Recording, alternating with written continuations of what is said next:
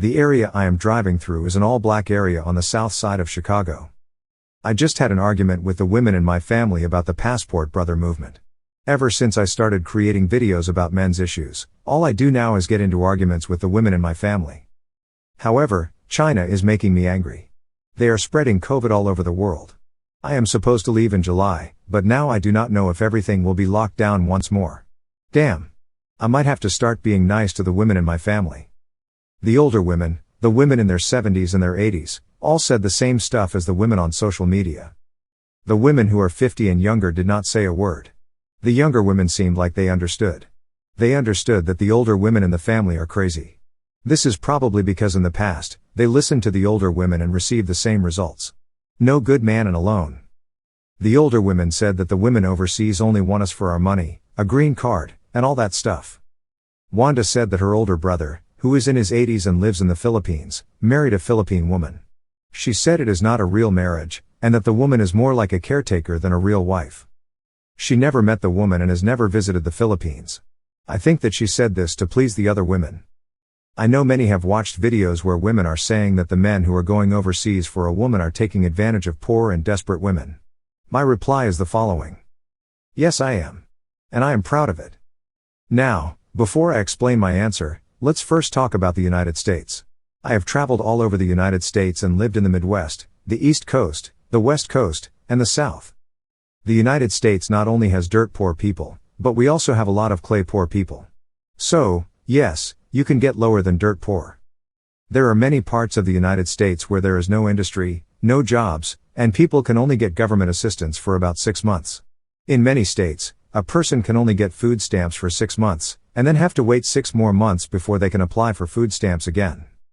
This was the way it was in the 90s and early 2000s. I do not know if it is the same way. For my foreign viewers, food stamps is money the government provides to people who are poor to buy food. Plus, there are whole towns and areas that are receiving food stamps. This includes Black, White, Chinese, Mexican, Jewish, Polish, Korean, Russian, and many other towns and areas. It all depends on the part of the country you are in. For example, Oregon has a lot of poor Jewish people and Asian immigrants. Illinois has a lot of Polish immigrants. In fact, Illinois had so many Polish immigrants that back in the 1960s and 1970s, most of the storefronts on the north side of Chicago only had store signs in Polish. Now, take the hill areas of North Carolina, Tennessee, Kentucky, and Virginia. I have not been to these areas in years, but I think they are probably the same as they were in the early 2000s. These areas have no industry, thus, no jobs. Plus, in most of these areas, a person can only get food stamps for 6 months. I took a year off from college and lived in Charlotte, North Carolina, where I met a man who was living in his car. He was from the hills of North Carolina, where there is no industry, thus no jobs. He worked any job he could get so that he could send money back to his wife and children. My ex-cousin-in-law, Marcel, who is a low-life piece of shit, told me that he once lived with 2 women at the same time. Marcel told me that when he lived in the hill area of North Carolina, he knew women that were called streetwalkers. They are not prostitutes and they are not drug addicts. They are kids that were kicked out of the house when they turned 17 because their parent, usually a single mother, could not afford to take care of them. Since there are no jobs in the area, all they do is walk the streets all day and all night. Marcel had a job doing hard labor, so he had an apartment. He allowed 2 of these girls to stay with him. He said he would do one, and then turn over and do the other. Marcel is a low-life piece of shit for a lot of reasons. Today, he is divorced from my cousin. When I lived in Arizona, I met a man named Mike, who is from Oregon. Oregon has better social programs than North Carolina. So Oregon does not have a lot of women who are streetwalkers. However, the women look for men who have a job because most men do not. Mike did not have a real job, but he did have his own place. He turned an old, non-working school bus into a place where he could live. He parked the school bus on his parents' property. He removed the engine and installed a stove to heat the bus and cook food. So Mike was in a much better situation than many men in the area. The state of Oregon is so poor that they have a law that forces gas stations to hire gas station attendants. Mike told me that his family was so poor that he grew up taking cold showers because they could not afford to heat the water. In the area of Oregon where Mike lived, the only job he could get was a seasonal job picking mushrooms. It took Mike a few years to save $1,000. When Mike had his $1,000 saved, he and his girlfriend hitchhiked, in the middle of winter, over 1,000 miles or 1,000 kilometers to Arizona so that he could get a real job. At the age of 28, he got his first real full-time job. It was working at McDonald's. After working at McDonald's for 6 months, he was able to get a job working for Walmart collecting carts in the parking lot. Mike's story is not unique. Mike and I met people from Texas, New Mexico, Idaho and other places with similar stories. Mike's girlfriend left him for a man who had a job working at the convenience store, 7-Eleven. 7-Eleven paid more than McDonald's. During the Christmas season, UPS employs additional help to help their delivery drivers deliver packages. During this job, I saw many families, both white and Mexican, where 10 people were living in a one-bedroom apartment. I had a friend who worked for a prison in Northwest Florida. He told me that they had a problem with women repeatedly coming back to prison. He said that many women would keep committing crimes to come back to prison. The women knew that in prison, they would get 3 meals a day and a clean place to sleep. Therefore, the only real difference between the United States and other parts of the world is that we cover up or hide our shit a lot better. Plus, the United States has no excuse, no justification. We are the richest country in the world. Every major corporation in the world has an office or headquarters in the United States. Thus, before we talk about and put down women in other parts of the world, we first should look at ourselves. Today, women in the United States keep having babies by men who are irresponsible or unreliable. Plus, the women in the United States keep having multiple babies by these types of men.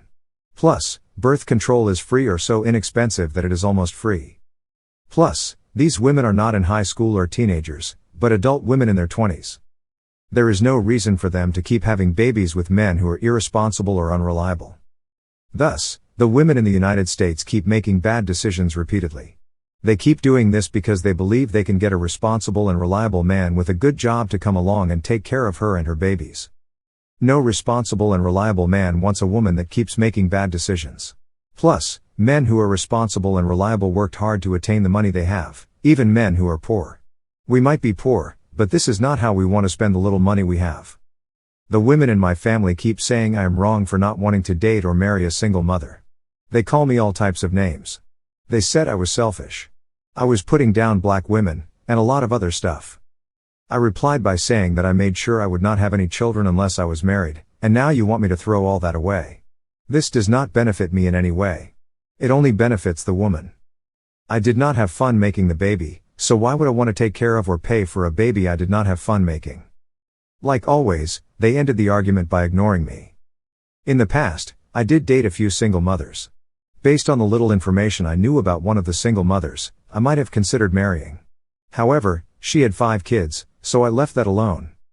In one video I watched, the man said that she will be fit, friendly and cooperative because she has no other choice. No man wants a woman with 5 kids. The women overseas might have a child, but it was not because of bad decisions after bad decisions. It was mostly because of a bad situation, like in the Philippines. Teenage girls in the Philippines are not told anything about birth control, or they are told that the pill can cause a woman lots of problems. So, for those women, most American men do not mind marrying. But, unfortunately, it is a bad situation created by misleading information. American men are not going to marry a woman that decided to have a good time, and now does not want to face the consequences of her past actions. In the United States, from the United States Census, there are over 30 million single mothers, so everywhere you turn, there is a single mother. When I look at the women in my family, like my cousin who married Marcel, they all turned down good men for the fun man. Plus, they all knew that the man was irresponsible or unreliable before they had his baby.